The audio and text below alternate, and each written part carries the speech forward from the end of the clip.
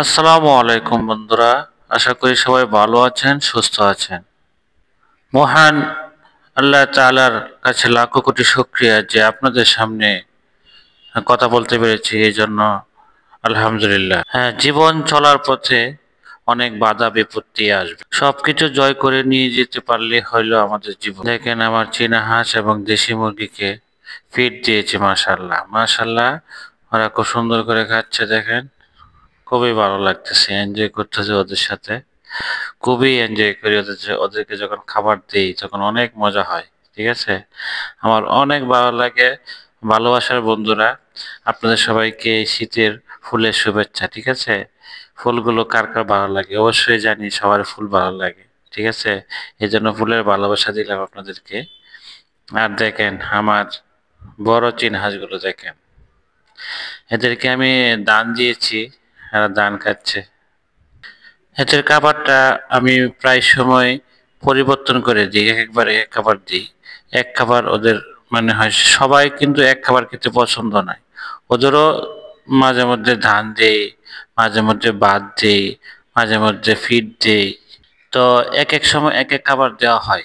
তো আপনারাও এরকম আহ, চীনা হাঁস বা দেশি হাঁস বলেন, ওদেরকে খাবার পরিবর্তন করে দিবেন, ওদের রুচি পরিবর্তন করে দিবেন। আমাদের মানুষ দেখবেন এক খাবার খেতে খেতে ভালো লাগে না, প্রাণী তো, সেও তো বলতে পারে না কাউকে, হ্যাঁ, যে এক খাবার খেতে ভালো লাগে না। দেখেন সবাই কিন্তু খাচ্ছে মন মতো করে। এরকম আপনারা যখন খাবার দিবেন, আমি সাজেস্ট করব যে আপনারা এক একবার এক এক সময় খাবার দিবেন। ঠিক আছে, এই যে আমার চীনা হাঁসের বাচ্চাগুলো আরাম করে পানি খেতেছে। এরা বয়স মোটামুটি 20-25 দিন হয়ে গেছে। মাশাআল্লাহ, বোর্ডিং থেকে আমি বের করে দিয়েছি, মাশাআল্লাহ বের হয়েছে। হ্যাঁ, চীনা হাঁসের বাচ্চাগুলো মাশাআল্লাহ দেখতে দেখতে বড় হয়ে যাচ্ছে। আমাদের আগের যে ব্যাচটা ছিল সেগুলো বিক্রি করে দেওয়া হয়েছে, এটা নতুন ব্যাচ। এটারও বোর্ডিং শেষ হয়েছে। এখন বড় বড় বড়গুলোর সাথে, এই যে আমার একটা হাঁসের একটু সমস্যা হয়েছে, তার ওষুধ দেওয়া হয়েছে, তাদের চলতেছে, ট্রিটমেন্ট চলতেছে।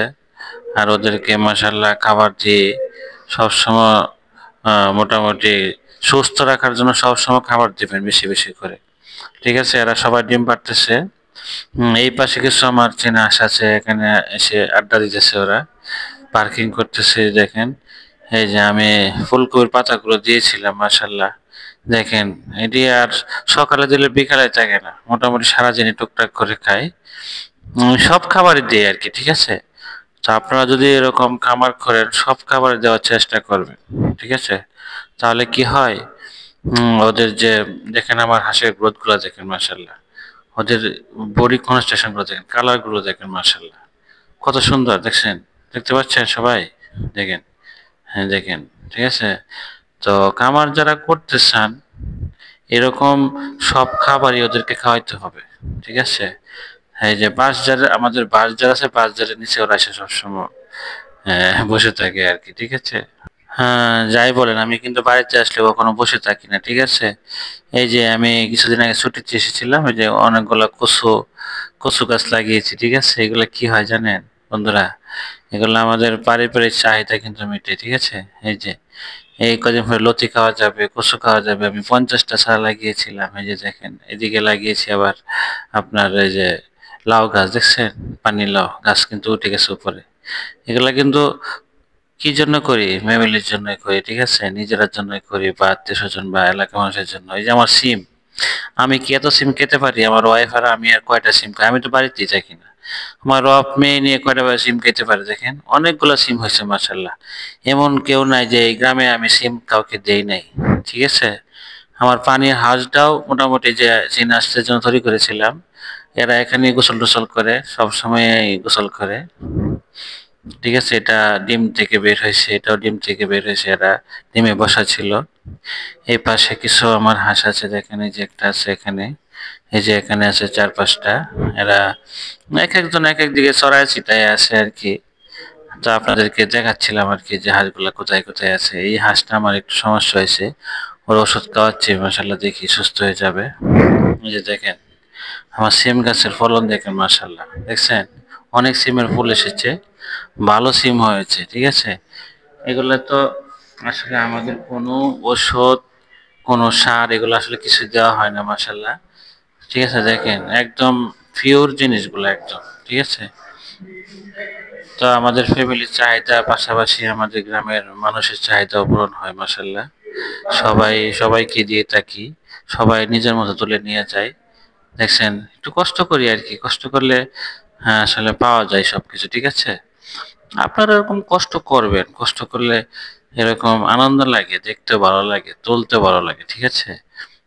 এই যে সবুজে সমারোহ দেখছেন আমাদের বাড়িতে, সবুজে সমারোহ কি জন্যে? এগুলো পরিশ্রমের ফসল বন্ধুরা। আমি সেনাবাহিনীর চাকরি করি, আমার ওয়াইফ প্রাইমারি স্কুলের টিচার। আমরা কি জন্য করি? মানুষকে উৎসাহ দেওয়ার জন্য বন্ধুরা। আমরা যখন করতে পারি, আপনারা এরকম বাড়িতে উঠানে কোথাও জায়গা খালি রাখবেন না, 1 ইঞ্চি জায়গা খালি রাখবেন না। সবাই সবকিছু করবেন। দেখবেন যে এই যে আমি কিছুদিন আগে এখানে ডাঁটা লাগিয়েছিলাম, অনেকগুলো ডাঁটা গিয়েছি, এখনো আছে। লাল শাক খেয়েছি এখান থেকে। এই যে পালং শাক ছিল, এখানে পালং শাক খেয়েছি এখান থেকে, ঠিক আছে। তো এরকম টুকটাক যদি করেন কাজ বাড়িতে, গ্রামের বাড়ি কিন্তু আসলে এগুলো করলে অনেক ভালো লাগে, আমার কাছে অনেক ভালো লাগে, কার কাছে কেমন লাগে জানি না। হ্যাঁ, আমার ভিডিওটা দেখে যে অনুপ্রাণিত হয় মানুষ, আমার ভিডিওটা দেখে যেন শিখতে পারে মানুষ যে আমরাও দেশকে এগিয়ে নিতে হলে আমরা নিজেরা বাড়িতে বিভিন্ন কৃষি কাজ করবো, কারণ এই দেশটা হচ্ছে আমাদের কৃষি প্রধান দেশ, ঠিক আছে। কৃষি কাজ ছাড়া দুনিয়াতে আমাদের কারোরই কিন্তু খাবার খাইতে হবে তো নাকি ভাই? খাবার খেতে হলে কি? ভালো থাকবেন বন্ধুরা, আমার ভিডিও শেষ এখানে, আল্লাহ হাফেজ।